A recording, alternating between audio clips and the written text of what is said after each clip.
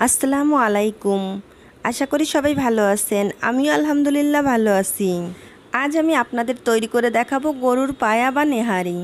Traditionally এই খাবারটা অনেক সময় নিয়ে তৈরি করা হয়ে থাকে, তবে আজ আমি আপনাদেরকে প্রেশার কুকারে ঝটপট নেহারি তৈরি করে দেখাবো। নেহারি তৈরি করার জন্য এখানে আমি 1 কেজি গরুর পায়া নিয়েছি। এই গরুর পায়াগুলোকে খুব ভালো করে পরিষ্কার করে তারপর গরম পানিতে ধুয়ে পানিটা ঝরিয়ে নিয়েছি। এখন এর মধ্যে দিয়ে দিচ্ছি পেঁয়াজ কুচি। আমি এখানে 1 কাপ পরিমাণ পেঁয়াজ কুচি নিয়েছি। পেঁয়াজগুলোকে একটু মোটা করে কুচি করে নিতে হবে। দিয়ে দিচ্ছি 1.5 চা চামচ আদা বাটা আর 1.5 চা চামচ রসুন বাটা। নেহারির মধ্যে মশলাটা কিন্তু কম ব্যবহার করতে হয়। দিয়ে দিচ্ছি 1 চা চামচ লাল মরিচের গুঁড়ি, 1 চা চামচ হলুদের গুঁড়ি, 1 চা চামচ দিয়ে দিচ্ছি ধনিয়ার গুঁড়ি, আস্ত জিরা দিয়ে দিচ্ছি 1 চা চামচের মতো। এবার দিয়ে দিচ্ছি 1 চা চামচ গরম মশলার গুঁড়ি। পায়াগুলোকে ভালো করে ম্যারিনেট করার জন্য দিয়ে দিচ্ছি সামান্য সরিষার তেল। এখন হাত দিয়ে মশলাগুলোকে গরুর পায়ার সাথে খুব ভালোভাবে মাখিয়ে নিব। মশলার সাথে পায়াগুলোকে খুব ভালো করে মাখিয়ে নিয়েছি। এবার চলে যাব মূল রান্নায়। চুলায় আমি একটা প্রেসার কুকার বসিয়ে দিয়েছি। এখন এর মধ্যে 2 টেবিল চামচ তেল দিয়ে দিচ্ছি। তেলটা হালকা গরম হলে এর মধ্যে আমি আস্ত গরম মশলা দিয়ে দিব। দিয়ে দিচ্ছি এলাচ, দারুচিনি আর 2টো তেজপাতা।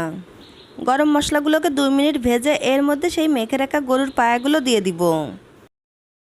আমি পায়াগুলোকে প্রেসার কুকারের মধ্যে দিয়ে দিয়েছি। এখন আমি এগুলোকে নেড়েচেড়ে 2 মিনিটের মতো ভেজে নিব। এই পর্যায়ে আমি চুলার আঁচকে মিডিয়ামে রেখেছি। 2 মিনিট পর এখন আমি এর মধ্যে দিয়ে দিচ্ছি 1 কাপ পানি। যে পাত্রে এটা মাখিয়েছিলাম সেই পাত্র ধুয়ে 1 কাপ পানি দিয়ে দিয়েছি। পানি দেওয়ার পর পানির সাথে মশলাটাকে নেড়েচেড়ে একটু মিশিয়ে নিচ্ছি। এখন ঢাকনা দিয়ে ঢেকে এটাকে 15 থেকে 20 মিনিটের মতো চুলার আঁচ স্লোতে রেখে কষিয়ে নিব। আর মাঝে মধ্যে ঢাকনাটাকে তুলে নেড়ে চেড়ে দিতে হবে যাতে নিচে পোড়া না লাগে। প্রায় 20 মিনিট পর ঢাকনাটা তুলে নিচ্ছি। আমি পায়াগুলোকে খুব ভালো করে কষিয়ে নিয়েছি। এখন আমি এর মধ্যে ঝোলের পানি দিয়ে দিচ্ছি। আমি এই রান্নাটা প্রেসার কুকারে করছি, তাই ঝোলের পানিটা কম দিব। আমি এর মধ্যে 3 কাপ পরিমাণ ঝোলের পানি দিয়ে দিচ্ছি। গরুর পায়ের মধ্যে যখন মশলা দিয়েছিলাম তখন কিন্তু লবণ দেইনি, তাই এখন স্বাদ মতো লবণ দিয়ে দিচ্ছি। এখন আমি প্রেসার কুকারের ঢাকনাটা লাগিয়ে দিব। 17 থেকে 18টা সিটি দেওয়ার পর আমার নেহারিটা পুরোপুরি সিদ্ধ হয়ে গেছে। এখন আমি প্রেসার কুকারের ঢাকনাটা খুলে একটু নেড়ে দিব। তারপর আমি এটাকে বাগার দিব। এই জন্য একটা কড়াইতে আমি 3 টেবিল চামচ তেল দিয়ে দিচ্ছি।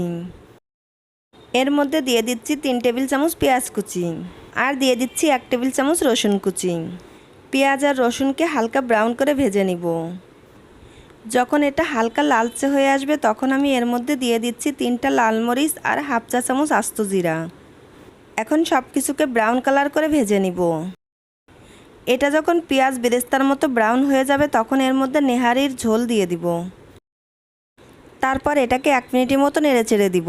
এতে করে বাগারের ফ্লেভারটা সুন্দরভাবে এর সাথে মিশে যাবে। এবার পুরো নেহারিটা এর মধ্যে ঢেলে দিব। তারপর সব কিছুকে নেড়ে চেড়ে খুব ভালো করে মিশিয়ে নিব।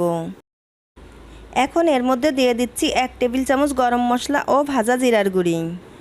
সব কিছু মিশিয়ে নিয়ে 5 মিনিট এটাকে চুলার আঁচ মিডিয়ামে রেখে জাল করে নিব। আমার নেহারিটা কিন্তু হয়ে গেছে। এখন আমি এটা আপনাদের পরিবেশন করে দেখাচ্ছি। আপনারা পছন্দ মতো যে কোনোভাবে এটা খেতে পারেন, তবে নান রুটি কিংবা তন্দুর রুটির সাথে খেতে এটা বেশি ভালো লাগে। আশা করছি আমার রেসিপিটি আপনাদের কাছে ভালো লেগেছে এবং সহজ লেগেছে। ভিডিওটি ভালো লাগলে আমার চ্যানেলটিকে সাবস্ক্রাইব করে আমার পাশে থাকবেন। আজ বিদায় নিচ্ছি। সবাই খুব ভালো থাকবেন। আমার এবং আমার ফ্যামিলির জন্য দোয়া করবেন। আল্লাহ হাফেজ।